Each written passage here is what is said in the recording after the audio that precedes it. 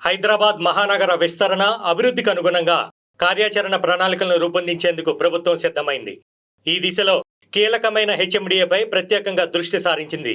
ఇప్పటికే outer ring road నుంచి regional ring road వరకు ఉన్న ప్రాంతాన్ని కూడా హెచ్ఎండిఏ పరిధిలోకి తేవాలని ప్రభుత్వం నిర్ణయించిన సంగతి తెలిసిందే. కాగా ఈ మేరకు హెచ్ఎండిఏలోని వివిధ విభాగాలను బలోపేతం చేయనున్నారు. ప్రస్తుతం 7 జిల్లాల్లో సుమారు 7,200 చదరపు కిలోమీటర్ల వరకు హెచ్ఎండిఏ సేవలు విస్తరించి ఉన్నాయి. 666 వరకు పరిధి పెరిగితే ఇది 10,000 చదరపు కిలోమీటర్ల వరకు విస్తరిస్తుంది. ఈ మేరకు అధికార యంత్రాంగం, ఉద్యోగులు, సిబ్బంది సంఖ్యను కూడా పెంచవలసి ఉంటుంది. ఇందులో భాగంగా మొదట కీలకమైన సంస్థ ప్రణాళిక విభాగాన్ని విస్తరించడం ద్వారా సేవలను మరింత పారదర్శకం చేయనున్నారు. వెస్ట్ హైదరాబాద్కు దీటుగా ఈస్ట్, నార్త్, సౌత్ హైదరాబాద్ ప్రాంతాలను అభివృద్ధి చేస్తేనే రాబోయే రోజుల్లో సుమారు 3 కోట్ల జనాభా అవసరాలకు నగరం సరిపోతుందని అంచనా. ఈ క్రమంలో హెచ్ఎండిఏ బాధ్యతలు మరింత పెరగనున్నాయి.